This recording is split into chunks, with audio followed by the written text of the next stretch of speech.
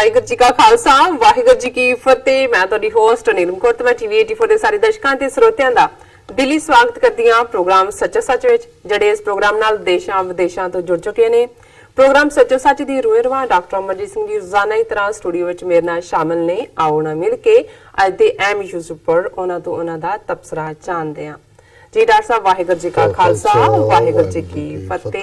ਜੀ ਡਾਕਟਰ ਸਾਹਿਬ ਜੀ ਆਇਆਂ ਨੂੰ ਪ੍ਰੋਗਰਾਮ ਸੱਚੋ ਸੱਚ ਵਿੱਚ ਬਹੁਤ ਸ਼ੁਕਰੀਆ। ਜੀ ਡਾਕਟਰ ਸਾਹਿਬ ਅੱਜ 4 ਅਪ੍ਰੈਲ 2019 22 ਚੇਤ ਨਾਨਕ ਸ਼ਾਹੀ ਸੰਮਤ 551 ਦਾ ਦਿਨ ਹੈ ਤੇ ਡਾਕਟਰ ਸਾਹਿਬ ਪ੍ਰੋਗਰਾਮ ਸ਼ੁਰੂ ਕਰਨ ਤੋਂ ਪਹਿਲਾਂ ਅਸੀਂ ਆਪਣੇ ਦਰਸ਼ਕਾਂ ਤੇ ਸਰੋਤਿਆਂ ਨੂੰ ਹਮੇਸ਼ਾ ਤਰ੍ਹਾਂ ਦੱਸੀਏ ਵਿਊਅਰਸ, ਜੇ ਤੁਸੀਂ ਹੱਕ ਸੱਚ ਇਨਸਾਫ ਤੇ ਪੈਰਾ ਦਿੰਦਾ ਇੱਕੋ ਇੱਕ ਚੈਨਲ ਟੀਵੀ 84 ਨੂੰ ਦੇਖਣਾ ਚਾਹੁੰਦੇ ਹੋ ਤਾਂ ਤੁਸੀਂ ਦੇਖ ਸਕਦੇ ਹੋ ਸਪੈਕਟਰਮ ਕੇਬਲ, ਆਰਸੀਐਨ ਕੇਬਲ, ਬੈਲਫਾਰਮ cable in Canada, roku, Jadoo box, ਸ਼ਾਵਾ, ਫੇਸਬੁੱਕ, ਟੀਵੀ 84 ਦੀ ਐਪ ਰਾਹੀਂ online streaming and IP box ਤੇ ਤੁਸੀਂ ਟੀਵੀ 84 ਨੂੰ ਦੇਖ ਸਕਦੇ ਹੋ।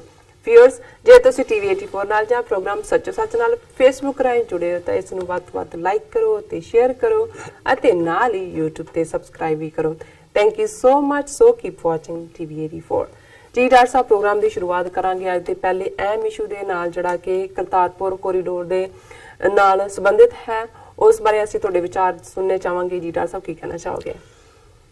ਦੇਖੋ, ਜ਼ਾਹਰ ਹੈ ਕਿ 28 ਨਵੰਬਰ 2018 ਤੋਂ ਜਦੋਂ ਕਿ ਕਰਤਾਰਪੁਰ ਸਾਹਿਬ ਕੋਰੀਡੋਰ ਦਾ ਸੰਗੇ ਬੁਨਿਆਦ ਪਾਕਿਸਤਾਨ ਦੇ ਪ੍ਰਾਈਮ ਮਿਨਿਸਟਰ ਜਨਾਬ ਇਮਰਾਨ ਖਾਨ ਹੋਰਾਂ ਨੇ ਰੱਖਿਆ ਜੀ, ਸਿੱਖ ਕੌਮ ਉਸ ਘੜੀ ਦੀ ਬੜੀ ਬੇਸਬਰੀ ਨਾਲ ਇੰਤਜ਼ਾਰ ਕਰ ਰਹੀ ਹੈ ਕਿ ਕਦੋਂ ਇਹ ਪ੍ਰੋਜੈਕਟ ਮੁਕੰਮਲ ਹੋਏ ਔਰ ਗੁਰੂ ਨਾਨਕ ਸਾਹਿਬ ਦੇ 550 ਸਾਲਾ ਪ੍ਰਕਾਸ਼ ਪੁਰਬ ਜਿਹੜਾ ਕਿ ਨਵੰਬਰ ਦੇ ਵਿੱਚ ਹੈ ਜੀ, ਉਸ ਤੋਂ ਪਹਿਲਾਂ ਇਸ ਦੇ ਮੁਕੰਮਲ ਹੋਣ ਤੇ ਸਿੱਖ ਸੰਗਤਾਂ ਜਿਹੜੀਆਂ ਨੇ ਉਹ ਗੁਰੂ ਦੇ ਦਰਬਾਰ ਦੀ ਹਾਜ਼ਰੀ ਭਰ ਸਕਣ। ਲੇਕਿਨ ਜਦੋਂ ਇੱਕ ਪਾਸੇ ਬਿਲਕੁਲ ਬਦਨੀਅਤੀ ਹੋਏ ਤੇ ਫਿਰ ਬੇਸ਼ੱਕ ਪੰਚਾਇਤ ਜਾਂ ਜਿਸ ਨੂੰ ਤੁਸੀਂ ਜਸਟਿਸ ਸਿਸਟਮ ਕਹਿੰਦੇ ਹੋ ਜਾਂ ਨਿਰਪੱਖ ਲੋਕ, ਉਹਨਾਂ ਦਾ ਦਬਾਅ ਕਦੇ-ਕਦੇ ਬਣ ਵੀ ਜਾਂਦਾ ਹੋਏ ਔਰ ਬਦਨੀਅਤਾਂ ਨੂੰ ਕੋਈ ਨਾ ਕੋਈ ਨਸਲੋ ਹਰਕਤ ਆਪਣੀ ਦਿਖਾਣੀ ਵੀ ਪੈਂਦੀ ਹੋਏ, ਪਰ ਜੇ ਨੀਅਤ ਬਦ ਹੈ ਤੇ ਫਿਰ ਕੋਈ ਨਾ ਕੋਈ ਬਹਾਨਾ ਲੱਭਣ ਦਾ ਹਮੇਸ਼ਾ ਉਹਨਾਂ ਦਾ ਤਰੀਕਾ ਹੁੰਦਾ ਹੈ ਕਿ ਉਸ ਬਹਾਨੇ ਨਾਲ ਉਹ ਆਪਣੀ ਕਮਿਟਮੈਂਟ ਤੋਂ ਜਿਹੜਾ ਉਹ ਭਗੌੜੇ ਹੋ ਜਾਣ ਔਰ ਉਸ ਨੂੰ ਸਿਰੇ ਨਾ ਚੜ੍ਹਨ ਦੇਣ।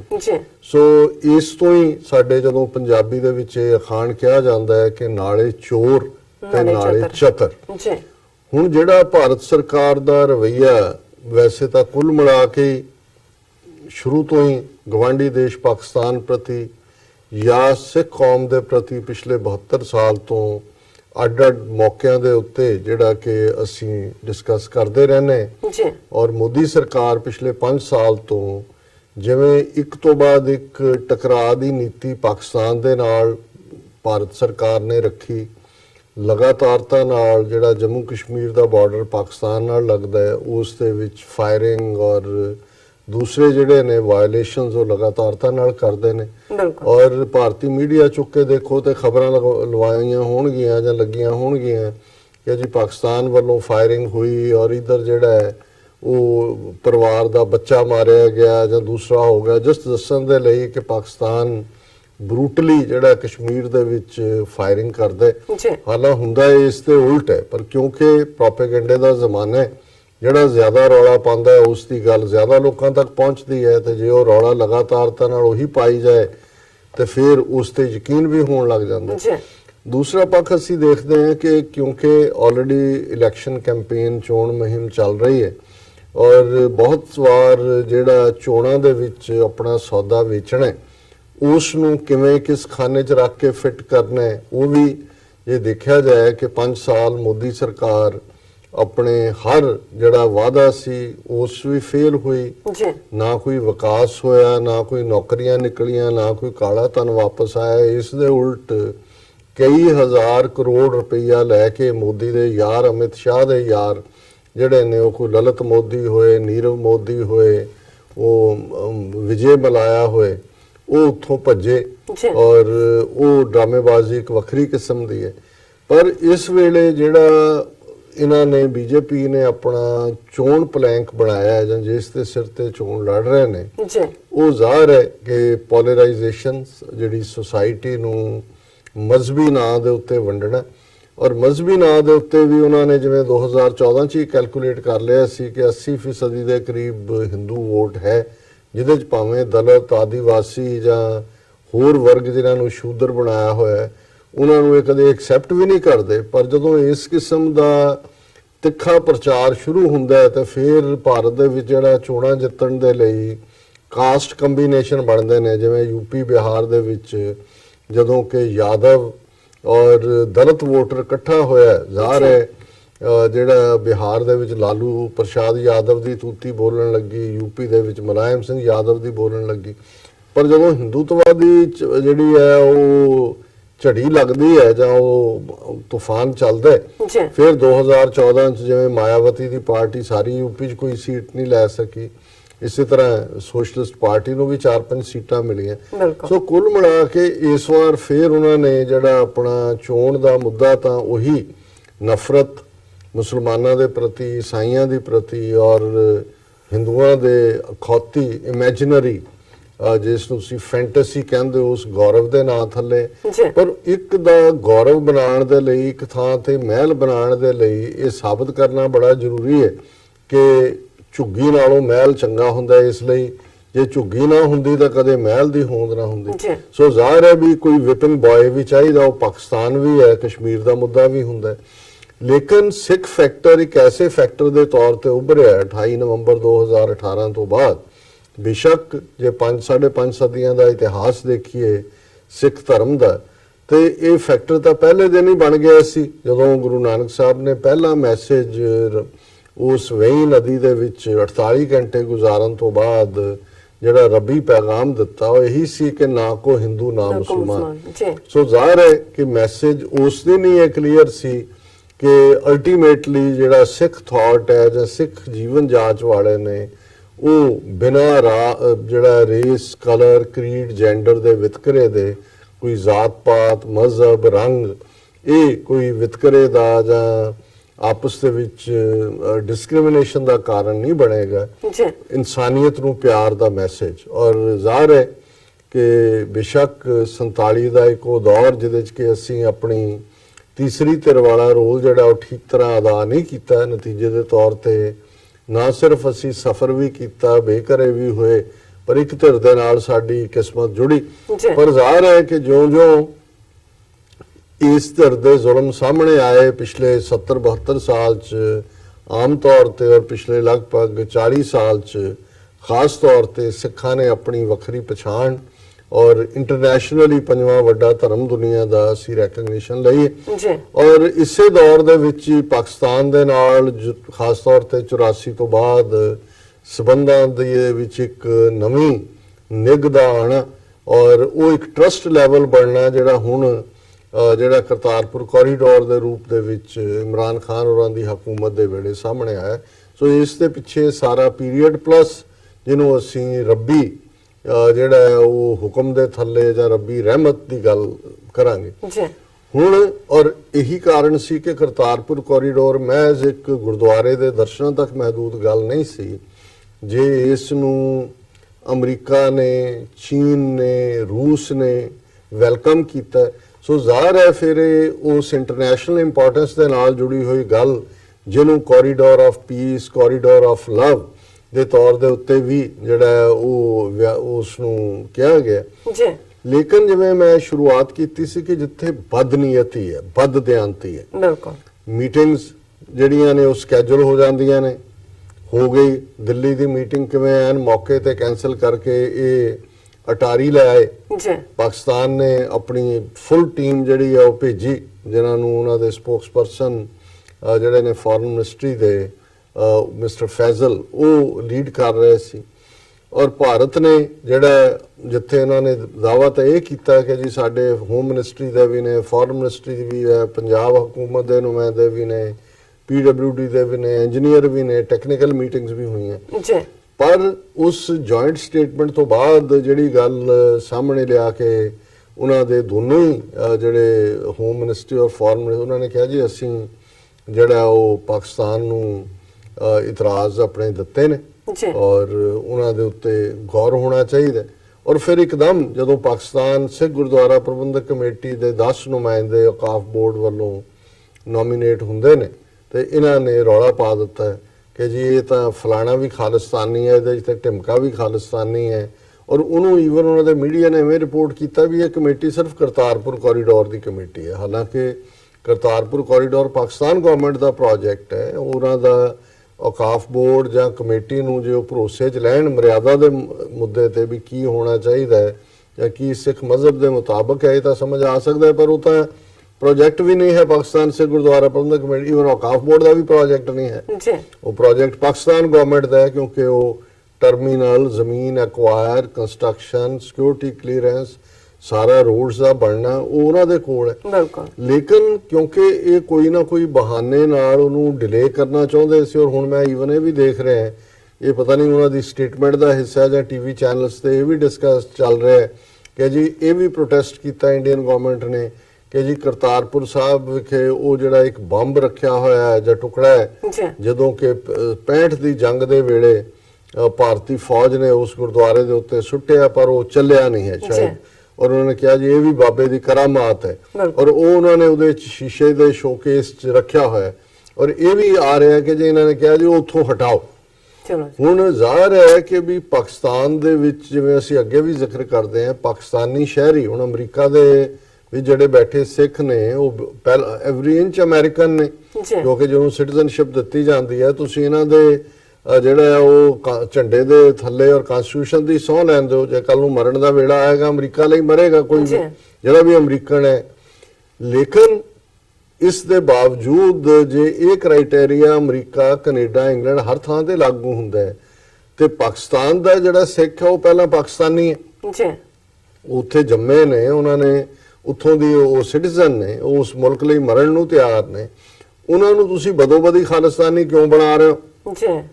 ਤੇ ਜੇ ਇਹਨਾਂ ਨੇ ਬਦੋਬਦੀ ਬਣਾਉਣਾ ਤੇ ਫਿਰ ਇਹ ਇਸ ਤੋਂ ਇਹਨਾਂ ਦੀ ਬਦਨੀਅਤੀ ਜ਼ਾਹਰ ਹੁੰਦੀ ਹੈ ਕਿ ਪਾਕਿਸਤਾਨ ਜੇ ਅਮਰੀਕਾ 'ਚ ਰਹਿਣ ਵਾਲਾ ਸਿੱਖ ਇੰਡੀਪੈਂਡੈਂਟਲੀ ਖਾਲਿਸਤਾਨ ਦੇ ਹੱਕ 'ਚ ਵੀ ਹੋ ਸਕਦਾ ਹੈ, ਅਗੇਂਸਟ ਵੀ ਹੋ ਸਕਦਾ ਹੈ। ਪਾਕਿਸਤਾਨ 'ਚ ਰਹਿਣ ਵਾਲੇ ਸਿੱਖ ਜੇ ਖਾਲਿਸਤਾਨ ਦੇ ਹੱਕ 'ਚ ਨੇ ਜਾਂ ਜਿਹੜੇ ਨੋਮੀਨੀ ਨੇ ਉਹਨਾਂ ਦੇ ਨੇ ਉਹਦੇ 'ਚ ਉਹਨਾਂ ਦਾ ਕੀ ਗੁਨਾਹ ਹੈ? ਜਾਂ ਉਹ ਉੱਥੇ ਪਾਕਿਸਤਾਨ 'ਚ ਰਹਿ ਕੇ ਆਪਣਾ ਓਪੀਨੀਅਨ ਆਪਣੀ ਕੌਮ ਦੇ ਬਾਰੇ ਜਾਂ ਆਪਣੇ ਕੌਮ ਦੇ ਮੁਸਤਕਬਲ ਦੇ ਬਾਰੇ ਕਿਉਂ ਨਹੀਂ ਲੈ ਸਕਦੇ? ਲੇਕਿਨ ਗੱਲ ਤਾਂ ਉਸ ਬਹਾਨੇਬਾਜ਼ੀ ਦੀ ਹੈ। ਹੁਣ ਜਦੋਂ ਤੁਸੀਂ ਇਸ ਕਿਸਮ ਦੇ ਜਿਹੜੇ ਨੇ ਇਤਰਾਜ਼ ਲਿਖ ਕੇ ਦਿਓਗੇ ਔਰ ਮੈਂ ਇਸ ਨੂੰ ਇਸ ਲਈ ਪਿਕ ਕੀਤਾ ਹੈ ਓਪਨਿੰਗ ਸੈਗਮੈਂਟ ਦੇ ਤੌਰ ਤੇ, ਅੱਜ ਭਾਰਤ ਦੀ ਫੋਰਨ ਮਿਨਿਸਟਰੀ ਦੇ ਸਪੋਕਸਪਰਸਨ ਰਵੀਸ਼ ਕੁਮਾਰ ਨੇ ਅਗੇਨ ਇਸ ਸਾਰੇ ਦਾ ਬਲੇਮ ਜਿਹੜਾ ਹੈ ਉਹ ਪਾਕਿਸਤਾਨ ਦੇ ਉੱਤੇ ਦਿੱਤਾ ਹੈ ਕਿਉਂਕਿ ਉਹਨਾਂ ਨੇ ਕਿਹਾ ਜੀ ਅਸੀਂ ਤਾਂ ਜਿਹੜਾ ਹੈ ਉਹਨਾਂ ਨੂੰ ਇਤਰਾਜ਼ ਲਿਖ ਕੇ ਦਿੱਤੇ ਹੋਏ ਨੇ, ਅਜੇ ਤੱਕ ਉਹਨਾਂ ਨੇ ਰਿਸਪੌਂਡ ਨਹੀਂ ਕੀਤਾ। ਔਰ ਉਹਨਾਂ ਦੇ ਐਗਜ਼ੈਕਟ ਜਿਹੜੇ ਰਵੀਸ਼ ਕੁਮਾਰ ਦੇ ਲਫ਼ਜ਼ ਨੇ ਕਿ ਵੀ India had sought clarification from Pakistan on a number of issues on the number of pilgrims that can be received daily on visas. These are the clarifications which remain unaddressed by Pakistan. ਕਿ ਅਸੀਂ number of issues ਹੁਣ ਇੱਥੇ ਉਹ ਜਿਹੜੇ irrelevant ਇਤਰਾਜ਼ ਕੀਤੇ ਨੇ ਉਹਨਾਂ ਦਾ ਜ਼ਿਕਰ ਹੈ। ਅਸੀਂ ਬਹੁਤ ਸਾਰੇ ਇਸ਼ੂ ਪਾਕਿਸਤਾਨ ਦੇ ਨਾਲ ਚੁੱਕੇ ਨੇ ਔਰ ਇਹ ਵੀ ਅਸੀਂ ਕਿਹਾ ਜੀ ਕਿੰਨੇ ਜਿਹੜੇ ਨੇ ਪਿਲਗ੍ਰਿਮ ਡੇਲੀ ਆ ਸਕਦੇ ਨੇ ਵੀਜ਼ੇ ਦੇ ਉੱਤੇ, ਜਿਹੜੀਆਂ ਕਿ ਅਜੇ ਤੱਕ ਪਾਕਿਸਤਾਨ ਨੇ ਜਿਹਦਾ ਸਾਨੂੰ ਅਜੇ ਜਵਾਬ ਨਹੀਂ ਦਿੱਤਾ। We had also shared our concerns on reports that controversial elements have been appointed by Pakistan to a committee which is to be associated with the Kartarpur corridor. We are yet to receive a response from Pakistan. ਹੁਣ ਇਹ ਕਹਿੰਦਾ ਹੈ ਕਿ ਜੀ ਅਸੀਂ ਇਹ ਵੀ ਉਹਨਾਂ ਨੂੰ ਆਪਣਾ ਕੰਸਰਨ ਦਿੱਤਾ ਹੈ ਕਿ ਜਿਹੜੇ ਵਿਵਾਦਤ ਕਿਸਮ ਦੇ ਲੋਕ ਨੇ ਜਿਨ੍ਹਾਂ ਦੇ ਉੱਤੇ ਜਿਹੜੀ ਹੈ ਸਹਿਮਤੀ ਨਹੀਂ ਹੈ ਉਹਨਾਂ ਨੂੰ ਤੁਸੀਂ ਪਾਕਿਸਤਾਨ ਦੀ ਕਮੇਟੀ 'ਚ ਬਣਾਇਆ ਜਿਨ੍ਹਾਂ ਨੇ ਕਰਤਾਰਪੁਰ ਕੋਰੀਡੋਰ ਨਾਲ ਸੰਬੰਧਿਤ ਹੋਣਾ ਔਰ ਇਹਦੇ ਬਾਰੇ ਵੀ ਪਾਕਿਸਤਾਨ ਨੇ ਜਿਹੜਾ ਕੋਈ ਜਵਾਬ ਨਹੀਂ ਦਿੱਤਾ। ਫਿਰ ਉਹ ਕਹਿੰਦਾ ਜੀ India had offer to hold the technical discussions to finalize other aspects of the corridor. As and when Pakistan responds to that offer, the technical level talks will take place. ਹੁਣ ਆਪਣੇ ਹੈਂਡ ਉਹਨੇ wash ਕਰ ਲਏ। ਹੁਣ ਜ਼ਾਹਰ ਹੈ ਵੀ ਪਹਿਲੀ ਗੱਲ ਕਿ ਜਿਹੜੇ ਇਹਨਾਂ ਦੇ ਅਖੌਤੀ ਇਤਰਾਜ਼ ਵੀ ਨੇ ਉਹਨਾਂ ਦੇ ਵਿੱਚ ਕੋਈ ਦਮਖਮ ਨਹੀਂ ਹੈ। ਹੁਣ ਨੰਬਰ ਆਫ ਪਿਲਗ੍ਰਿਮਸ ਪਾਕਿਸਤਾਨ ਨੇ ਪ੍ਰਬੰਧ ਕਰਨਾ ਹੈ, ਕਿੰਨੇ ਲੋਕ ਉੱਥੇ ਪਹਿਲੀ ਸਟੇਜ ਤੇ ਜਦੋਂ ਇਹਦੀ ਸ਼ੁਰੂਆਤ ਹੁੰਦੀ ਹੈ ਉਹਨਾਂ ਦੀ ਸੇਫਟੀ ਦਾ, ਉਹਨਾਂ ਦੀ ਸਿਕਿਉਰਿਟੀ ਦਾ, ਉਹਨਾਂ ਦੀਆਂ ਬਾਕੀ ਲੋੜਾਂ ਦਾ।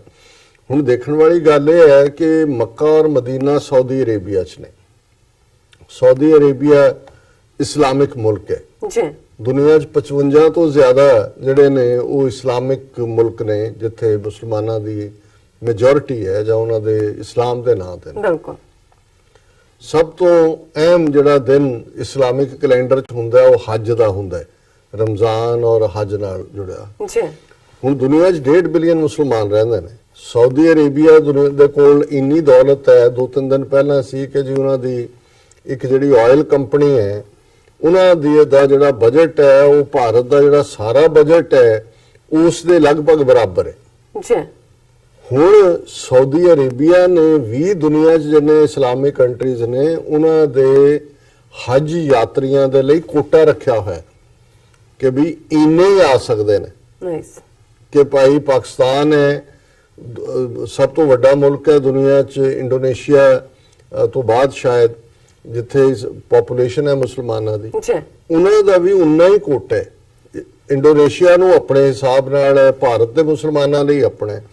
ਹੁਣ ਕੋਈ ਇਹ ਮੰਗ ਨਹੀਂ ਕਦੇ ਕਿਸੇ ਨੇ ਕੀਤੀ ਕਿ ਜੀ ਹਰ ਮੁਸਲਮਾਨ ਜਿਹੜਾ ਹੈ ਇਹਦੇ ਵਿੱਚ, ਜੇ ਇਸਲਾਮਿਕ ਕੰਟਰੀ ਹੈ ਜਿਨ੍ਹਾਂ ਨੇ ਭੇਜਣਾ ਉਹ ਵੀ ਇਸਲਾਮਿਕ ਕੰਟਰੀ ਨੇ, ਇਹਦੇ ਵਿੱਚ ਤੁਸੀਂ ਇਹ ਗਿਣਤੀ ਕਿਵੇਂ ਮਿਥ ਸਕਦੇ ਹੋ? ਕਿਉਂਕਿ ਇਹ ਸਾਊਦੀ ਅਰੇਬੀਆ ਦੀ ਹਕੂਮਤ ਨੇ ਦੇਖਣਾ ਹੈ ਕਿ ਕਿੰਨੇ ਲੋਕਾਂ ਨੂੰ ਅਕਮੋਡੇਟ ਕੀਤਾ ਜਾ ਸਕਦਾ ਹੈ ਜਿਨ੍ਹਾਂ ਦੇ ਰਹਿਣ ਸਹਿਣ, ਦੂਜੇ ਸੇਫਟੀ ਔਰ ਕੰਫਰਟੇਬਲੀ ਉਹ ਅੰਦਰ ਜਾ ਕੇ ਜਿਹੜੀ ਹੈ ਉਹ ਜ਼ਿਆਰਤ ਕਰ ਸਕਣ। ਸੋ ਮੈਂ ਸਮਝਦਾ ਹਾਂ ਵੀ ਬਜਾਏ ਇਸ ਦੇ, ਔਰ ਇਹ ਜਿਹੜਾ ਹਾਲਾਂ ਪ੍ਰੋਬਲਮ ਇਹਨਾਂ ਨੂੰ ਇਹ ਹੈ ਕਿ ਵੀ ਇਹ ਸਿੱਖਾਂ ਔਰ ਮੁਸਲਮਾਨਾਂ ਦੀ ਨੇੜਤਾ ਨਹੀਂ ਦੇਖ ਸਕਦੇ। ਦੋਨਾਂ ਪੰਜਾਬਾਂ ਦੇ ਵਿੱਚ ਕੋਈ ਸਾਂਝ ਦਾ ਜਿਹੜਾ ਪੁੱਲ ਬਣੇ ਉਹ ਇਹਨਾਂ ਨੂੰ ਬਰਦਾਸ਼ਤ ਨਹੀਂ ਹੈ। ਪਰ ਇਹਨੂੰ ਸੈਲਿੰਗ ਚਿਪ ਇਵੇਂ ਦੇਣਾ ਚਾਹੁੰਦੇ ਨੇ ਸਿੱਖਾਂ ਹੀ, ਦੇਖੋ ਜੀ ਅਸੀਂ ਤਾਂ ਉਹ 500 ਕਹਿੰਦੇ ਨੇ, ਆ ਅਸੀਂ ਤਾਂ ਚਾਹੁੰਦੇ 5000 ਜਾਏ, ਪਰ ਉਹ ਮੰਨ ਨਹੀਂ ਰਹੇ। ਔਰ ਬਹੁਤ ਵਾਰ ਜਦੋਂ ਇਸ ਕਿਸਮ ਦਾ ਪ੍ਰਚਾਰ ਹੁੰਦਾ ਹੈ, ਬੇਸ਼ੱਕ ਹੁਣ ਡਾਇਸਪੋਰਾ ਸਿੱਖਾਂ ਨੇ ਇਸ ਕਿਸਮ ਦੀ ਆਪਣੀ ਨੈਟਵਰਕਿੰਗ ਸਾਰੇ ਪਾਸੇ ਬਣਾਈ ਹੋਈ ਹੈ ਵੀ ਇਹਨਾਂ ਦੇ ਨਾਲ ਦੀ ਨਾਲ ਇਹਨਾਂ ਦਾ ਜਿਹੜਾ ਉਹ ਜਲੂਸ ਨਿਕਲ ਜਾਂਦਾ ਜਿਹੜਾ ਫੇਕ ਇਹਨਾਂ ਦੀਆਂ ਖਬਰਾਂ ਹੁੰਦੀਆਂ, ਪਰ ਇਹ ਟਲਦੇ ਨਹੀਂ ਨੇ। ਇਹਨਾਂ ਨੂੰ ਇਹ ਪਤਾ ਹੈ ਕਿ ਕਨਸਟੈਂਟਲੀ ਪੁਸ਼ ਕਰਦੇ ਜਾਓ ਔਰ ਇਹ ਇਸ ਸਲਾਈਡ 'ਚ ਪੇਸ਼ ਕਰੋ। ਔਰ ਮੈਨੂੰ ਇਹ ਲੱਗਦਾ ਹੈ ਵੀ ਇਹ ਉਸ ਵੇਲੇ ਇਹਨਾਂ ਤੇ ਦਬਾਅ ਬਣ ਗਿਆ। ਇਹ ਤਾਂ ਦੂਰਬੀਨਾਂ ਲਾ ਕੇ ਸਾਰਨਾ ਚਾਹੁੰਦੇ ਸੀ। ਪਾਕਿਸਤਾਨ ਨੇ ਸੰਗੇ ਬੁਨਿਆਦ ਰੱਖਣ ਦਾ ਐਲਾਨ ਕਰਤਾ, ਇਹਨਾਂ ਨੇ ਮਜਬੂਰੀ ਬਣ ਗਿਆ ਵੀ 2 ਦਿਨ ਪਹਿਲਾਂ ਰੱਖਣ। ਫਿਰ ਇਹਨਾਂ ਨੇ ਦੇਖਿਆ ਵੀ ਇਹਦੇ ਨਾਲ ਸਾਡਾ ਚੋਣਾਂ ਆ ਰਹੀਆਂ ਨੇ, ਸਿੱਖਾਂ ਦਾ ਵੋਟ ਬੈਂਕ ਜਿਹੜਾ ਉਹ ਵੀ ਉਹ ਜਿੱਤ ਸਕਦੇ ਨੇ। ਪਰ ਹੁਣ ਆ ਜਿਵੇਂ ਪਿਛਲੇ ਸਾਰੇ ਪੀਰੀਅਡ ਜਿਹੜੀਆਂ ਇਹਨਾਂ ਦੇ ਹੀ ਆਪਣੀਆਂ ਸਰਵੇ ਕੰਪਨੀਆਂ, ਉਹਨਾਂ ਨੇ ਕਿਹਾ ਜੀ ਪੰਜਾਬ ਦੇ ਵਿੱਚ ਸਿਰਫ 12% ਪੰਜਾਬ ਦੇ ਜਿਹੜੇ ਸ਼ਹਿਰੀ ਨੇ ਉਹ ਮੋਦੀ ਦੇ ਜਿਹੜੀ ਪਰਫਾਰਮੈਂਸ ਹੈ ਉਸ ਦੇ ਉੱਤੇ ਸੰਤੁਸ਼ਟ ਨੇ। ਇਹਦਾ ਮਤਲਬ 88% ਪੰਜਾਬ ਦੇ ਲੋਕ ਜਿਹਨਾਂ ਜ਼ਾਹਰ ਹੈ ਸਾਰੇ ਸਿੱਖ ਨੇ ਉਹ ਬਿਲਕੁਲ ਇਸ ਤੋਂ ਸੰਤੁਸ਼ਟ ਨਹੀਂ ਨੇ। ਸੋ ਉਹਨਾਂ ਨੇ ਅੰਦਾਜ਼ਾ ਜਿਹਾ ਲਾਇਆ ਕਿ ਵੀ ਇਹ ਜੇ ਸਿੱਖਾਂ ਨੂੰ ਖੁਸ਼ ਕਰਨ ਦੇ ਲਈ ਅਸੀਂ ਕਰਨਾ ਵੀ ਸੀ ਤੇ ਉਹਨਾਂ ਦੀ ਫਿਰ ਸਾਨੂੰ ਵੋਟ ਨਹੀਂ ਮਿਲਣੀ, ਤੇ ਕਿਉਂ ਨਾ ਸਾਰਾ ਜ਼ੋਰ ਫਿਰ ਜਿਹੜਾ ਉਹ 80% ਹਿੰਦੂਆਂ ਨੂੰ ਖੁਸ਼ ਕਰਨ ਤੇ ਲਾਓ। ਔਰ ਜੇ ਤੁਸੀਂ ਦੇਖਿਆ ਹੋਵੇ ਵੀ ਪਿਛਲੇ 8-10 ਦਿਨਾਂ ਦੇ ਵਿੱਚ ਕਿਵੇਂ ਜਿਹੜਾ ਉਹ ਅਟੈਕ ਹੋਏ ਨੇ, ਦਿੱਲੀ 'ਚ ਸਿੱਖ ਫੈਮਿਲੀ ਤੇ ਹੋਇਆ, ਉੱਤਰਾਖੰਡ ਦੇ ਵਿੱਚ ਸਿੱਖ ਡਰਾਈਵਰ ਦੀ ਮਾਰ ਕੁਟਾਈ, ਗੋਲੀ ਚੱਲੀ, ਔਰ ਇਹ ਵਰਤਾਰਾ ਕੋਈ ਨਾ ਕੋਈ ਘਟਨਾ ਕਿਤੇ ਨਾ ਕਿਤੇ ਰੋਜ਼ਾਨਾ ਹੋ ਰਹੀ ਹੈ। ਹੁਣ ਇਸ ਤੁਸੀਂ ਲਾਈਟ ਦੇ ਵਿੱਚ ਜਦੋਂ ਤੁਸੀਂ ਦੇਖੋਗੇ, ਮੈਂ ਸਮਝਦਾ ਕਿ ਵੀ ਸਿੱਖ ਕੌਮ ਦਾ ਵੱਡਾ ਹਿੱਸਾ ਇਸ ਨੂੰ ਸਮਝਦਾ ਔਰ ਸੁਖਜਿੰਦਰ ਸਿੰਘ ਰੰਧਾਵਾ ਜਿਹੜਾ ਬੇਸ਼ੱਕ ਕਾਂਗਰਸ ਦਾ ਮਿਨਿਸਟਰ ਹੈ, ਉਹਦਾ ਕੱਲ ਹੀ ਇੰਟਰਵਿਊ ਸੀ, ਇਵਨ TV 84 ਤੇ ਹੀ ਉਹਨੂੰ ਦਿਖਾਇਆ ਜਾ ਰਿਹਾ ਸੀ। ਉਹਨੇ ਕਿਹਾ ਇਹ ਸਭ ਬਹਾਨੇ ਨੇ, ਇਹ ਜਿਹੜੀ ਬੀਜੇਪੀ ਸਰਕਾਰ ਔਰ ਦੂਸਰੀ ਹੈ ਇਹਨੂੰ ਬਣਾਉਣਾ ਨਹੀਂ ਚਾਹੁੰਦੀ। ਉਹਨਾਂ ਨੇ ਕਿਹਾ ਜੀ ਪਹਿਲਾਂ ਕਿਹੜਾ ਉੱਥੇ ਗੋਪਾਲ ਸਿੰਘ ਚਾਵਲਾ ਉਹਦੇ ਚ ਕਮੇਟੀ ਚ ਨਹੀਂ ਸੀ, ਉਹ ਜਦੋਂ ਹਰਸਿਮਰਤ ਕੌਰ ਬਾਦਲ ਔਰ ਹਰਦੀਪ ਸਿੰਘ ਪੁਰੀ 2 ਮਿਨਿਸਟਰ ਮੋਦੀ ਦੇ ਗਏ ਨੇ ਉਦੋਂ ਵੀ ਉਹ ਉੱਥੇ ਸੀ। ਉਸ ਤੋਂ ਪਹਿਲਾਂ ਵੀ ਇਹ ਨਾਲ ਸੈਲਫੀਆਂ ਸ਼੍ਰੋਮਣੀ ਕਮੇਟੀ ਦਾ ਪ੍ਰਧਾਨ ਵੀ ਲਵਾ ਰਿਹਾ ਸੀ ਵੀ ਇਹ ਤਾਂ ਕੋਈ ਨਹੀਂ ਹੈ, ਇਹ ਤਾਂ ਬਿਲਕੁਲ ਇੱਕ। ਉਹਨਾਂ ਨੇ ਕਿਹਾ ਜੀ ਪਹਿਲਾਂ ਸੀ ਜੀ ਜ਼ਮੀਨ ਕਿਵੇਂ ਐਕਵਾਇਰ ਕਰੀ, ਉਹਨਾਂ ਕਿਹਾ ਜੀ ਕਿਸਾਨ ਸਾਹਮਣੇ ਆਏ, ਉਹਨਾਂ ਨੇ ਆਪਣੀਆਂ ਜ਼ਮੀਨਾਂ ਦਿੱਤੀਆਂ ਨੇ, ਉਹਨਾਂ ਨੇ ਕਿਹਾ ਜੀ ਲੈ ਲਓ, ਅਸੀਂ ਜੋ ਮਰਜ਼ੀ ਸਾਨੂੰ ਪ੍ਰਾਈਸ ਦੇ ਦਿਓ। ਇੱਕ ਸਿੱਖ ਕਿਸਾਨ ਨੇ 30 ਏਕੜ ਦਿੱਤੇ, ਉਹਨੇ ਕਿਹਾ ਜੀ ਜੋ ਦੇਣਗੇ ਮੈਂ ਬਾਬੇ ਨਾਨਕ ਦੇ ਨਾਂ ਤੇ। ਹੁਣ ਡੇਰਾ ਬਾਬਾ ਨਾਨਕ ਵਾਲੇ ਪਾਸਿਓਂ ਜ਼ਮੀਨ ਐਕਵਾਇਰ ਕੋਈ ਪ੍ਰੋਬਲਮ ਨਹੀਂ ਹੈ, ਲੇਕਿਨ ਕਿਉਂਕਿ ਇਹ ਤਾਂ ਚਾਹੁੰਦੇ ਹੀ ਨਹੀਂ ਹੈ ਕਿ ਇਸ ਨੂੰ ਜਿਹੜਾ ਅਸੀਂ ਬਣਨ ਦਈਏ। ਨਤੀਜੇ ਦੇ ਤੌਰ ਤੇ ਇਹ ਜਿਹੜਾ ਉਹਨਾਂ ਨੇ ਫੇਰ ਬਲੇਮ ਗੇਮ ਦੇ ਵਿੱਚ ਪਾਕਿਸਤਾਨ ਦੇ ਖਾਤੇ 'ਚ ਉਹਨੂੰ ਪਾਉਣ ਦੀ ਕੋਸ਼ਿਸ਼ ਕੀਤੀ ਹੈ। ਸੋ ਮੈਂ ਸਮਝਦਾ ਵੀ ਇਹ ਤਾਂ ਇਹੀ ਲਾਈਨ ਰਹੇਗੀ ਜੀ। ਬਾਬੇ ਦਾ ਆਪਣਾ ਜਿਹੜਾ ਉਹ ਕ੍ਰਿਸ਼ਮਾ ਹੋਏਗਾ ਕਿ ਵੀ ਕੁਛ ਨਾ ਕੁਛ ਹਾਲਾਤ ਹੈ, ਹੁਣ ਇਹਨੂੰ ਰੋਕ ਤਾਂ ਨਹੀਂ ਸਕਣਗੇ। ਬਿਲਕੁਲ। ਔਰ ਇਹ ਬਣਾ ਦੇਣ ਤੇ ਚੰਗੀ ਗੱਲ ਹੈ, ਨਹੀਂ ਹੈ ਤੇ ਇਹਨਾਂ ਦੇ ਹੋਰ ਅਗੇਂਸਟ ਜਾਏਗਾ। ਜਿਵੇਂ ਕੱਲ ਹੀ ਗੱਲ ਹੋ ਰਹੀ ਸੀ ਕਿ ਜੀ ਕਸ਼ਮੀਰ ਚੋਂ ਆਰਟੀਕਲ 35A ਤੋੜਨ ਨੂੰ ਕਹਿੰਦੇ ਨੇ, 370 ਨੂੰ।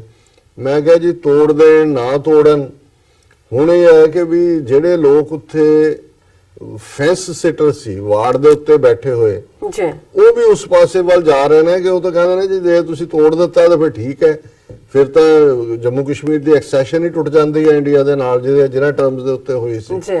ਸੋ ਇਹ ਇਹਨਾਂ ਦਾ ਵਰਤਾਰਾ ਔਰ ਇਹ ਤਾਂ ਸਮਝ ਆ ਸਕਦਾ। ਪਰ ਮੈਨੂੰ ਇੱਕ ਖਬਰ ਜਿਹੜੀ, ਹਾਲਾਂ ਉਹਦੇ ਨਾਲ ਇਹਦਾ ਕੋਈ ਸਿੱਧਾ ਸੰਬੰਧ ਤਾਂ ਨਹੀਂ ਹੈ, ਪਰ ਮੈਨੂੰ ਇਸ ਗੱਲ ਦਾ ਦੁੱਖ ਵੀ ਹੋਇਆ ਹੈ ਕਿ ਵੀ ਇੱਕ ਪਾਸੇ ਤਾਂ ਹਿੰਦੂਤਵਾ ਦਾ ਇਹ ਚੌਕੀਦਾਰ ਬਣਿਆ, ਨਫ਼ਰਤ ਨਾਲ ਭਰਿਆ ਕਾਤਲ ਭਾਰਤ ਦੇ ਵਿੱਚ ਮੁਸਲਮਾਨਾਂ ਨੂੰ ਖੂੰਜੇ ਲਾਉਣ ਤੱਕ ਹੀ ਨਹੀਂ, ਬਿਲਕੁਲ ਜਿਹੜਾ ਉਹਨਾਂ ਨੂੰ ਵਾਪਸ ਹਿੰਦੂ ਬਣਾਉਣ ਤੇ ਤੁਲਿਆ ਹੋਇਆ ਜੀ। ਤੇ ਜਿਹੜਾ ਇਸਲਾਮਿਕ ਮੁਲਕਾਂ ਤੇ ਜਾਂ ਇਸਲਾਮਿਕ ਬ੍ਰਦਰਹੁੱਡ ਦੇ ਨਾਤੇ ਮਾਣ ਹੁੰਦਾ ਹੈ, ਜੇ ਕੱਲ ਨੂੰ ਸਿੱਖਾਂ ਦਾ ਕੋਈ ਜਿਹੜਾ ਸਾਡਾ ਮੁਲਕ ਹੁੰਦਾ, ਜੇ ਤਾਂ ਸਾਡਾ ਮੁਲਕ ਨਹੀਂ ਹੈ, ਕਿਤੇ ਆ ਕੇ ਕੋਈ ਸਿੱਖ ਲੱਗਾ ਹੋਏ ਕਿਸੇ ਮਹਿਕਮੇ ਜਾਂ ਦੂਜੇ 'ਚ, ਤੇ ਉਹਦੀ ਵੀ ਖੁਸ਼ੀ ਹੁੰਦੀ ਹੈ, ਭਾਵੇਂ ਉਹਨੇ ਕੰਮ ਕਰਨਾ ਹੈ ਨਹੀਂ ਬਈ ਸਾਡਾ ਭਰਾ ਹੈਗਾ ਕੰਮ ਆਏਗਾ। ਬਿਲਕੁਲ। ਤੇ ਅਸੀਂ ਘੱਟੋ ਘੱਟ ਇਹ ਤਾਂ ਦੇਖ ਸਕਦੇ ਹਾਂ ਕਿ ਵੀ ਭਾਰਤ 'ਚ ਜਿਹੜੇ ਰਹਿੰਦੇ ਨੇ 200 ਮਿਲੀਅਨ ਜਾਂ 190 ਮਿਲੀਅਨ ਕਈ ਫਿਗਰ ਦਿੰਦੇ ਨੇ, ਉਹ ਵੀ ਉਸੇ ਇਸਲਾਮ 'ਚ ਯਕੀਨ ਰੱਖਦੇ ਨੇ। ਜਮਾਤ ਦੀ ਕਿੰਨੀ ਵੱਡੀ ਗੱਲ ਹੈ, ਮੁਸਲਮਾਨ ਦੇ ਲਈ ਜਿਵੇਂ ਸਿੱਖ ਦੇ ਲਈ ਇੱਕ ਪਿਆਰ ਰੱਖਦਾ ਹੈ ਜੀ। ਲੇਕਿਨ ਕਿਉਂ ਇਹਨਾਂ ਧਨਾਡਾਂ ਨੂੰ ਜਿਨ੍ਹਾਂ ਦੇ ਕੋਲ 4 ਮੈਲਟਡ 골ਡ ਦੇ ਸਿੱਕੇ ਆ ਗਏ ਨੇ, ਇਹ ਸ਼ਰਮ ਨਹੀਂ ਆਉਂਦੀ ਕਿ ਇਹ ਇਸ ਮੌਕੇ ਦੇ ਉੱਤੇ, ਜਦੋਂ ਕਿ ਬਿਲਕੁਲ ਨਿੱਧਰੇ ਤੌਰ ਦੇ ਉੱਤੇ ਜਿਹੜਾ ਉਹ ਮੋਦੀ ਔਰ ਉਹਨਾਂ ਦਾ ਸਟਾਰ ਪ੍ਰਚਾਰਕ ਆਦਿੱਤਿਆਨਾਥ ਯੋਗੀ ਔਰ ਮੁਸਲਮਾਨਾਂ ਦੇ ਖਿਲਾਫ ਜ਼ਹਿਰ ਜਿਹੜਾ ਨੇ ਉਹ ਸੁੱਟ ਰਹੇ ਨੇ। ਔਰ ਅੱਜ ਹੀ ਇਹ ਖਬਰ ਸੀ ਕਿ UAE ਯੂਨਾਈਟਿਡ ਅਰਬ ਐਮਿਰੇਟਸ ਨੇ ਆਪਣਾ ਜਿਹੜਾ ਉਹਨਾਂ ਦਾ ਸਭ ਤੋਂ ਵੱਡਾ ਸਿਵਿਲੀਅਨ ਅਵਾਰਡ ਹੈ ਜਾਇਦ ਮੈਡਲ, ਉਹ ਮੋਦੀ ਨੂੰ ਦਿੱਤਾ ਹੈ। ਚਲੋ। ਔਰ ਇਸ ਇਲੈਕਸ਼ਨ ਦੌਰ ਦੇ ਵਿੱਚ ਉਹਨੂੰ ਦੇਣ ਦਾ ਮਤਲਬ ਉਹਨੇ ਵੀ ਫੌਰਨ ਐਕਸੈਪਟ ਵੀ ਕੀਤਾ, ਥੈਂਕ ਯੂ ਵੀ ਕੀਤਾ।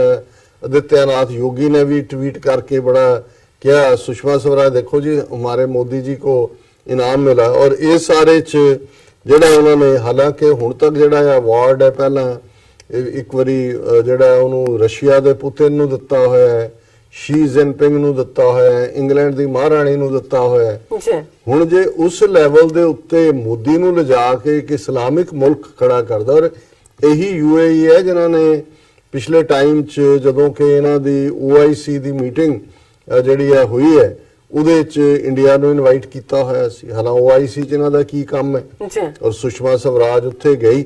ਸੋ ਜ਼ਾਹਿਰ ਹੈ ਕਿ ਵੀ ਉਦੋਂ ਲੱਗਾ ਵੀ ਸ਼ਾਇਦ ਪਹਿਲਾਂ ਉਹਨਾਂ ਨੇ, ਕਿਸੇ ਨੇ ਕਿਹਾ ਜੀ ਸ਼ਾਇਦ ਪਹਿਲਾਂ ਦਾ ਇਨਵਾਈਟ ਕੀਤਾ ਸੀ, ਜਿਹੜਾ ਪੁਲਵਾਮਾ ਹਮਲੇ ਤੋਂ ਬਾਅਦ ਜੋ ਕਸ਼ਮੀਰੀਆਂ ਨਾਲ ਉਹ ਬਾਅਦ 'ਚ ਹੋਇਆ, ਫਿਰ ਉਹ ਇੱਕ ਵਾਰੀ ਇਨਵੀਟੇਸ਼ਨ ਦਿੱਤਾ ਹੋਏ ਤੇ ਉਹ ਤੁਸੀਂ ਵਾਪਸ ਨਹੀਂ ਲੈ ਸਕਦੇ। ਪਰ ਨਾਲ ਦੀ ਨਾਲ ਇਹਨੇ ਇਹ ਕਿਹਾ ਹੈ ਕਿ ਵੀ ਜਿਹੜਾ ਟਵੀਟ ਕੀਤਾ ਇਹਨੇ ਮੁਹੰਮਦ ਬਿਨ ਜ਼ਾਇਦ, ਜਿਹੜਾ ਉਹਨਾਂ ਦਾ ਡਿਫੈਂਸ ਨਾਲ ਸੰਬੰਧਿਤ ਵੀ ਔਰ ਮੇਨ ਉਹਨਾਂ ਦਾ ਪ੍ਰਿੰਸ ਹੈ, ਉਹਨੇ ਕਿਹਾ ਜੀ ਭਾਰਤ ਨਾਲ ਸਾਡੇ ਇਤਿਹਾਸਕ ਸੰਬੰਧ ਨੇ। ਮੇਰੇ ਪਿਆਰੇ ਦੋਸਤ ਪ੍ਰਧਾਨ ਮੰਤਰੀ ਨਰਿੰਦਰ ਮੋਦੀ ਦੀ ਬੜੀ ਅਹਿਮ ਭੂਮਿਕਾ ਦੀ ਵਜ੍ਹਾ ਕਰਕੇ ਸਾਡੇ ਦੋਨਾਂ ਦੇਸ਼ਾਂ ਦੇ ਸੰਬੰਧ ਹੋਰ ਵੀ ਮਜ਼ਬੂਤ ਹੋਏ ਨੇ। ਅਸੀਂ ਉਹਨਾਂ ਦੀਆਂ ਕੋਸ਼ਿਸ਼ਾਂ ਦੀ ਸਰਾਹਨਾ ਕਰਦੇ ਹਾਂ ਤੇ ਜਿਹੜਾ ਯੂਨਾਈਟਿਡ ਅਰਬ ਐਮਿਰੇਟਸ ਦਾ ਰਾਸ਼ਟਰਪਤੀ ਜਿਹੜਾ ਉਹਨਾਂ ਨੂੰ ਜ਼ਾਇਦ ਮੈਡਲ ਜਿਹੜਾ ਹੈ ਉਹ ਦੇ ਰਿਹਾ। ਸੋ ਜ਼ਾਹਿਰ ਹੈ ਕਿ ਵੀ ਸਾਰੇ ਚੋਂ ਜਿਵੇਂ ਮੈਂ ਕਿਹਾ ਕਿ ਵੀ ਪੁਤਿਨ ਨੂੰ 2010 ਦਿੱਤਾ, ਮਹਾਰਾਣੀ ਐਲਿਜ਼ਾਬੈਥ ਨੂੰ 2016 ਚ, ਸਾਊਦੀ ਦੇ ਸ਼ਾਹ ਸਲਮਾਨ ਬਿਨ ਅਬਦੁੱਲਾ ਅਜ਼ੀਜ਼ ਅਲ ਸਾਊਦ ਨੂੰ 2018 ਚ ਜਿਹੜਾ ਇਹ ਦਿੱਤਾ ਗਿਆ। ਹੁਣ ਜੇ ਇੰਨੀ ਵੀ ਸ਼ਰਮ ਹਿਆ ਨਹੀਂ ਹੈ ਇਹਨਾਂ ਨੂੰ ਤੇ ਫਿਰ ਕੌਣ ਕਿਹਦੇ ਤੇ ਕਾਊਂਟ ਕਰ ਸਕਦਾ? ਬਿਲਕੁਲ। ਅਸੀਂ ਤਾਂ ਜਦੋਂ ਸਾਡੇ ਨਾਲ ਧੱਕਾ ਹੁੰਦਾ ਹੈ ਜਾਂ ਹੋ ਰਿਹਾ ਹੈ, ਅਸੀਂ ਤਾਂ ਰੱਬ ਅੱਗੇ ਹੀ ਦੇਖਦੇ ਹਾਂ ਕਿ ਭਾਈ ਸਾਡੀ ਕੋਈ ਬਾਹ ਫੜੇ, ਕਿਉਂਕਿ ਕੋਈ ਹੋਰ ਮੁਲਕ ਤਾਂ ਹੈ ਨਹੀਂ ਸਾਡਾ। ਤੇ ਘੱਟੋ ਘੱਟ ਹੁਣ ਜਿਹੜੇ ਭਾਰਤ ਦੇ ਵਿੱਚ ਮੁਸਲਮਾਨ ਨੇ ਜਾਂ ਕਸ਼ਮੀਰੀ ਜਿਹੜੇ ਲੜ ਰਹੇ ਨੇ, ਉਹ ਜਦੋਂ ਇਹ ਦੇਖਦੇ ਨੇ, ਔਰ ਇਸ ਸਟੇਜ ਤੇ ਜਦੋਂ ਕਿ ਭਾਰਤੀ ਮੁਸਲਮਾਨ ਖੌਫ ਦੇ ਵਿੱਚ ਹੈ ਕਿ ਜੇ ਇਹ ਵਾਪਸ ਪਾਵਰ ਚ ਆ ਗਏ ਜੀ 2019 ਦੀਆਂ ਚੋਣਾਂ ਤੋਂ ਬਾਅਦ ਤੇ ਸਾਡਾ ਕੀ ਬਣੇਗਾ। ਬਿਲਕੁਲ ਕਿਉਂਕਿ ਜੋ ਜਲਵੇ ਇਹਨਾਂ ਨੇ ਇਹਨਾਂ 5 ਸਾਲਾਂ 'ਚ ਦਿਖਾਏ ਨੇ ਨਫ਼ਰਤ ਦੇ, ਉਸ ਨੇ ਇੱਕ ਖੌਫ ਪੈਦਾ ਕੀਤਾ ਹੋਇਆ। ਔਰ ਇਹ ਗੱਲ ਈਵਨ ਇੱਕ ਜਿਹੜੇ ਨੇ ਪੱਤਰਕਾਰ, ਉਹਨਾਂ ਦਾ ਨਾਮ ਹੈ ਪੱਤਰਕਾਰ ਸੁਹਾਇਸਨੀ ਹੈਦਰ, ਉਹਨਾਂ ਨੇ ਟਵੀਟ ਕਰਕੇ ਕਿਹਾ ਕਿ ਇਹ ਜਦੋਂ ਚੋਣਾਂ ਦਾ ਪ੍ਰਚਾਰ ਹੋ ਰਿਹਾ ਹੈ, ਕਿਸੇ ਵਿਦੇਸ਼ੀ ਸਰਕਾਰ ਵੱਲੋਂ ਇਸ ਤਰ੍ਹਾਂ ਦਾ ਅਵਾਰਡ ਮੋਦੀ ਨੂੰ ਦੇਣਾ ਇਹ ਬੜੀ ਅਜੀਬ ਗੱਲ ਹੈ। ਅਜੀਬ ਗੱਲ ਹੈ। ਸੋ ਜ਼ਾਹਿਰ ਹੈ ਕਿ ਵੀ ਇਹ ਔਰ ਇਹ ਸਾਰੇ 5 ਸਾਲ ਦੇ ਪੀਰੀਅਡ 'ਚ 2 ਵਾਰ ਮੋਦੀ ਜਿਹੜਾ ਹੈ ਉਹ UAE ਜਾ ਕੇ ਆਇਆ ਔਰ ਉਹਨੇ ਇਹ ਸਾਰੇ ਨੂੰ ਜਿਹੜਾ ਬੜੀ ਵਧਾਈ ਦਿੱਤੀ ਹੈ ਕਿ ਜੀ ਤੂੰ ਬਹੁਤ ਚੰਗਾ ਕੰਮ, ਸਾਡਾ ਦੋਸਤ, ਇਤਿਹਾਸਕ ਸੰਬੰਧ, ਇਹ ਉਹ। ਸੋ ਮੈਂ ਖਬਰ ਦੇਖਦੇ ਮੈਨੂੰ ਅਫਸੋਸ ਹੋਇਆ। ਮੈਂ ਕਿਹਾ ਇਹਨੂੰ ਕਹਿੰਦੇ ਨੇ ਬੇਗੈਰਤੀ ਕਿ ਵੀ ਤੁਸੀਂ ਘੱਟੋ ਘੱਟ ਜੇ ਕੋਈ ਹੋਰ ਜ਼ੁਲਮ ਦੇ ਖਿਲਾਫ ਆਵਾਜ਼ ਨਹੀਂ ਚੁੱਕ ਸਕਦੇ, ਜਾਂ ਜੋ ਮੋਦੀ ਦੀਆਂ ਨੀਤੀਆਂ ਨੇ ਇਸ ਵੇਲੇ ਅਕਲੀਅਤਾਂ ਦੇ ਲਈ ਔਰ ਖਾਸ ਤੌਰ ਤੇ ਮੁਸਲਮਾਨਾਂ ਦੇ ਲਈ, ਉਹਦੇ ਲਈ ਤੁਸੀਂ ਹਾਂ ਦਾ ਨਾਰਾ ਨਹੀਂ ਮਾਰ ਸਕਦੇ। ਇਹ ਤਾਂ ਜਿਹੜਾ ਇਸ ਹੱਦ ਤੱਕ ਜਾਣਾ, ਇਸ ਤੋਂ ਵੱਧ ਕੇ ਹੋਰ ਕੀ ਜਿਹੜੀ ਹੈ ਉਹ ਜ਼ਲਾਲਤ ਹੋ ਸਕਦੀ ਹੈ। ਮੇਰੇ ਕੋਲ ਕੋਈ ਲਫ਼ਜ਼ ਨਹੀਂ ਨੇ, ਮੈਂ ਸਖਤ ਲਫ਼ਜ਼ ਵਰਤਣਾ ਚਾਹੁੰਦਾ, ਪਰ ਮੈਨੂੰ ਇਹ ਲੱਗਦਾ ਹੈ ਕਿ ਵੀ ਇਹ ਜਦੋਂ ਕੋਈ ਬੇਹਯਾਈ ਹੋ ਜਾਂਦਾ ਹੈ ਤਾਂ ਉਹਦਾ ਤੁਸੀਂ ਕੀ ਕਰ ਸਕਦੇ ਜੀ। ਡਾਕਟਰ ਸਾਹਿਬ ਇਸ ਸਭ ਦੀ ਜਾਣਕਾਰੀ ਦੇਣ ਲਈ ਤੁਹਾਡਾ ਬਹੁਤ-ਬਹੁਤ ਸ਼ੁਕਰੀਆ। ਰਹਿੰਦੇ ਇਸ਼ੂ ਆਪਾਂ ਬ੍ਰੇਕ ਤੋਂ ਬਾਅਦ ਡਿਸਕਸ ਕਰਦੇ ਹਾਂ। ਉਸ ਤੋਂ ਪਹਿਲਾਂ ਅਸੀਂ ਆਪਣੇ ਦਰਸ਼ਕਾਂ ਦੇ ਸਰੋਤਿਆਂ ਨੂੰ ਅਪੀਲ ਤੇ ਬੇਨਤੀ ਕਰਦੀ ਹੈ, ਵਿਊਅਰਸ, ਜੇ ਤੁਸੀਂ ਹੱਕ, ਸੱਚ, ਇਨਸਾਫ ਤੇ ਪੈਰਾ ਦਿੰਦਾ ਇੱਕੋ ਇੱਕ ਚੈਨਲ TV 84 ਨੂੰ ਦੇਖਣਾ ਚਾਹੁੰਦੇ ਹੋ ਤਾਂ ਤੁਸੀਂ ਦੇਖ ਸਕਦੇ ਹੋ Spectrum cable, RCN cable, Belfast cable in Canada, roku, Jadoo box, ਸ਼ਾਵਾ, Facebook TV 84 ਦੀ ਐਪ ਰਾਹੀਂ online streaming and IP box ਤੇ ਤੁਸੀਂ TV 84 ਨੂੰ ਦੇਖ ਸਕਦੇ ਹੋ। ਵਿਊਅਰਸ, ਜੇ ਤੁਸੀਂ TV 84 ਨਾਲ ਜਾਂ ਪ੍ਰੋਗਰਾਮ ਸੱਚੋ ਸੱਚ ਨਾਲ Facebook ਰਾਹੀਂ ਜੁੜੇ ਹੋ ਤਾਂ ਇਸ ਨੂੰ ਵੱਧ ਤੋਂ ਵੱਧ ਲਾਈਕ ਕਰੋ ਤੇ ਸ਼ੇਅਰ ਕਰੋ ਅਤੇ ਨਾਲ ਹੀ YouTube ਤੇ ਸਬਸਕ੍ਰਾਈਬ ਵੀ ਕਰੋ। ਅਸੀਂ ਇਹ ਵੀ ਅਪੀਲ ਤੇ ਬੇਨਤੀ ਕਰਦੀ ਹੈ ਵਿਊਅਰਸ, ਅਸੀਂ ਚਾਹਾਂਗੇ ਕਿ ਤੁਸੀਂ TV 84 ਦੀ ਵੱਧ ਤੋਂ ਵੱਧ ਮਾਈਕ ਸਹਾਇਤਾ ਕਰੋ। ਤੁਸੀਂ ਆਪਣੀ ਮਾਈਕ ਸਹਾਇਤਾ ਸਾਡੀ ਵੈਬਸਾਈਟ tv84.tv ਤੇ ਜਾ ਕੇ PayPal ਦੀ ਵਰਤੋਂ ਕਰਕੇ ਵਨ ਟਾਈਮ ਡੋਨੇਟ ਕਰ ਸਕਦੇ ਹੋ, ਮੰਥਲੀ ਡੋਨੇਟ ਵੀ ਕਰ ਸਕਦੇ ਹੋ। ਤੁਸੀਂ TV 84 ਦੇ ਨਾਮ ਤੇ ਚੈੱਕ ਬਣਾ ਕੇ ਸਾਨੂੰ ਮੇਲ ਵੀ ਕਰ ਸਕਦੇ ਹੋ ਸਾਡੇ ਇਸ ਪਤੇ ਤੇ 36-01 37th Avenue, ਲੌਂਗ ਆਈਲੈਂਡ ਸਿਟੀ, ਨਿਊਯਾਰਕ 11101 USA, ਜਾਂ ਫਿਰ ਤੁਸੀਂ ਸਾਨੂੰ ਫੋਨ ਰਾਹੀਂ ਵੀ ਸੰਪਰਕ ਕਰ ਸਕਦੇ ਹੋ ਸਾਡੇ ਫੋਨ ਨੰਬਰ ਤੇ 5164060694। Thank you so much viewers, ਤੁਸੀਂ ਨਾਲ ਇਸ ਤਰ੍ਹਾਂ ਬਣੇ ਰਹਿਣਾ। ਮਿਲਦੇ ਹਾਂ ਛੋਟੇ ਜਿਹੇ ਵਕਫੇ ਤੋਂ ਬਾਅਦ।